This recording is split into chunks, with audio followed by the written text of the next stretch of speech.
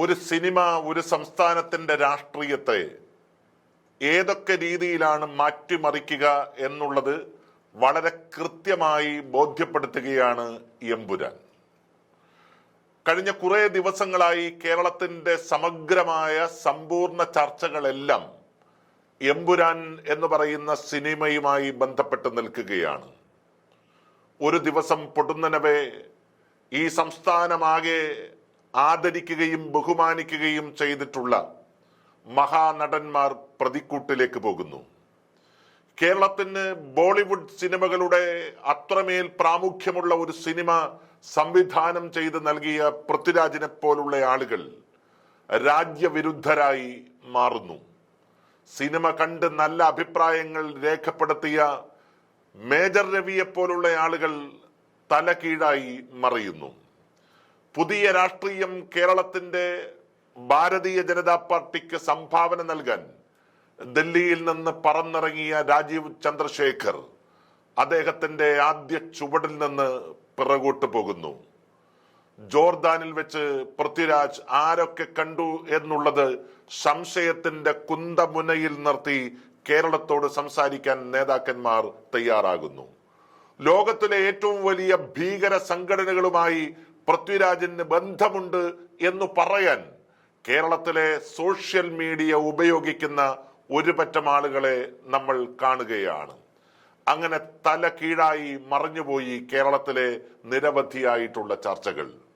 ഒരു സിനിമ 11 പ്രധാനപ്പെട്ട ദൃശ്യങ്ങളുടെ എഡിറ്റിംഗിലേക്ക്, സെൻസറിങ്ങിലേക്ക് മാറിപ്പോകുന്നു എന്ന ദുരന്ത വാർത്ത കൂടി കേരളത്തിൽ നമ്മൾ കേട്ടുകൊണ്ടിരിക്കുകയാണ്. സത്യത്തിൽ കേരളത്തിൽ ഇപ്പോൾ എന്താണ് നടന്നുകൊണ്ടിരിക്കുന്നത്? വളരെ സുവ്യക്തമായി നമുക്ക് പറയാൻ കഴിയുന്ന ഒരു കാര്യമുണ്ട്. രാജീവ് ചന്ദ്രശേഖർ എന്ന് പറയുന്ന കെട്ടിയിറക്കിയ ഭാരതീയ ജനതാ പാർട്ടിയുടെ പ്രസിഡന്റിനെ ഡൽഹിയിലേക്ക് തിരിച്ചയക്കാനുള്ള വളരെ ഗൂഢമായിട്ടുള്ള ശ്രമമാണ് കേരളത്തിൽ ആരംഭിച്ചിരിക്കുന്നത്. അതിന്റെ ഏറ്റവും പ്രധാനപ്പെട്ട ഉദാഹരണമാണ് യുവമോർച്ചയുടെ സംസ്ഥാന ജനറൽ സെക്രട്ടറി ആയിരിക്കുന്ന ഗണേശന്റെ ഫേസ്ബുക്ക് പോസ്റ്റ്. അദ്ദേഹമാണ് നാളെ എന്തു സംഭവിച്ചാലും ശരി, ഇന്നു ഞാൻ ഇത് പറയും എന്ന വ്യക്തതയോടുകൂടി കുറെ കാര്യങ്ങൾ അതിക്രമിച്ചു സംസാരിച്ചിരിക്കുന്നത്. പൃഥ്വിരാജിനെ ഏറ്റവും വലിയ ഭീകരവാദ ബന്ധത്തിന്റെ ഉടമയാക്കി കേരളത്തിന്റെ പൊതുമണ്ഡലത്തിന്റെ മുമ്പിൽ സൃഷ്ടിച്ചെടുക്കാൻ യുവമോർച്ച പോലുള്ള ഒരു മഹത്തായ സംഘടനയുടെ ജനറൽ സെക്രട്ടറി മുന്നോട്ട് വന്നു എന്നുള്ളത് ഒറ്റപ്പെട്ട സംഭവമല്ല, അദ്ദേഹം ഒറ്റയ്ക്കെടുത്ത തീരുമാനമല്ല. ആ തീരുമാനത്തിനെ തുടർന്നാണ് സെൻസർ ബോർഡിനെതിരെ സുരേന്ദ്രൻ ചില പരാമർശങ്ങൾ നടത്തിയത്. ഭാരതീയ ജനതാ പാർട്ടിയുമായി ആത്മബന്ധമുള്ള ചില ആളുകൾ സെൻസർ ബോർഡിൽ ഉണ്ടായിരുന്നു. ആ സെൻസർ ബോർഡിൽപ്പെട്ട ആളുകൾ ഇത്തരം ദൃശ്യങ്ങൾ കാണുകയും ആ ദൃശ്യങ്ങൾക്ക് അംഗീകാരം കൊടുത്തു എന്ന് പറയുന്നതും ചെറിയ കാര്യമല്ല എന്ന് അദ്ദേഹം പറഞ്ഞു വയ്ക്കുന്നു. സിനിമ കാണാൻ തയ്യാറല്ല. ഈ സിനിമയ്ക്കെതിരെ ഭാരതീയ ജനതാ പാർട്ടിക്ക് കൃത്യമായ സന്ദേശം നൽകാനുണ്ട് എന്ന് സുരേന്ദ്രൻ പറഞ്ഞു വെക്കുകയാണ്. അവിടെയാണ് രാജീവ് ചന്ദ്രശേഖറിന്റെ നിലപാടിൽ മാറ്റമുണ്ടാകുന്നത്. ഡൽഹിയിൽ വിമാനമിറങ്ങിയതിന് ശേഷം പോലും സിനിമയെ സിനിമയായി കാണാനും ഈ സിനിമയെ മറ്റൊരർത്ഥത്തിൽ കാണേണ്ടതില്ലെന്നും പ്രഖ്യാപിച്ച രാജീവ് ചന്ദ്രശേഖർ കഴിഞ്ഞ ദിവസം രാത്രിയോടുകൂടി തല കീഴായി മറിഞ്ഞിരിക്കുന്നു. എമ്പുരാൻ സിനിമ കാണാനില്ല, ലൂസിഫർ നല്ല സിനിമയായിരുന്നു എന്നാണ് അദ്ദേഹം അഭിപ്രായപ്പെട്ടത്. ശ്രീ സുരേഷ് ഗോപിയെ പോലെ മലയാള സിനിമയ്ക്ക് ഒഴിവാക്കാൻ കഴിയാത്ത ഒരു കേന്ദ്രമന്ത്രി, അദ്ദേഹത്തിന്റെ മുൻപിൽ ഗൺമൈക്കുകളുമായി കേരളത്തിലെ മാധ്യമ പ്രവർത്തകന്മാർ കടന്നുപോയെങ്കിലും നല്ല ചോദ്യങ്ങൾ ചോദിക്കൂ എന്ന് പറഞ്ഞുകൊണ്ട് അദ്ദേഹത്തിന്റെ മുഖഭാവമാകെ മാറ്റി മാധ്യമ പ്രവർത്തകന്മാരെ ഭയത്തിന്റെ മുൾമുനയിൽ നിർത്തി പ്രതികരണത്തിൽ നിന്ന് മാറിപ്പോകുന്ന സുരേഷ് ഗോപിയെ നമ്മൾ കണ്ടു. മേജർ രവി കേരളത്തിൽ മോഹൻലാലുമായി വലിയ വ്യക്തിബന്ധം വെച്ചു പുലർത്തുന്ന ആളാണ് മേജർ രവി. അദ്ദേഹത്തിന്റെ ദേശീയ പ്രാധാന്യമുള്ള, ദേശീയ സ്നേഹം സ്ഫുരിച്ചു നിൽക്കുന്ന സിനിമകളിലെല്ലാം മോഹൻലാൽ നായകനായിട്ടുണ്ട്.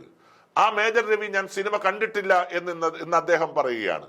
പക്ഷേ ഒരുപാട് പ്രധാനപ്പെട്ട അദ്ദേഹം സിനിമ കാണുന്ന, പ്രിവ്യൂവിന് ശേഷം അദ്ദേഹം രേഖപ്പെടുത്തിയ അഭിപ്രായങ്ങളെല്ലാം വളരെ കൃത്യതയോടുകൂടി സോഷ്യൽ മീഡിയ പുറത്തുവിട്ടിരിക്കുന്നു.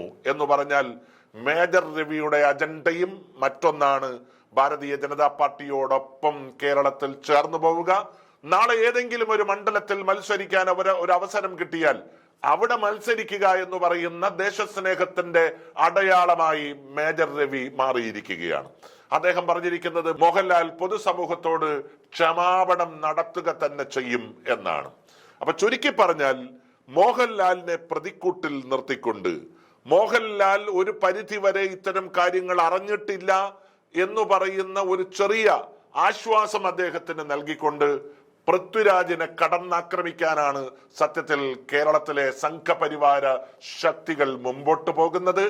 അതിന് പിന്തുണ നൽകുന്ന ഒരു പറ്റം നേതാക്കന്മാരെയും ഒരു പറ്റം സിനിമാ പ്രവർത്തകന്മാരെയും കേരളത്തിൽ ഇപ്പോൾ നമ്മൾ കാണുകയാണ്. അതുകൊണ്ട് ഗണേഷ് നടത്തിയിരിക്കുന്ന ഈ പ്രസ്താവനയ്ക്ക് പിന്നിൽ വളരെ കൃത്യതയോടുകൂടി പറയാം, അദ്ദേഹവുമായി ഏറ്റവും വലിയ ആത്മബന്ധമുള്ള ശ്രീ കെ സുരേന്ദ്രൻ തന്നെയാണ്.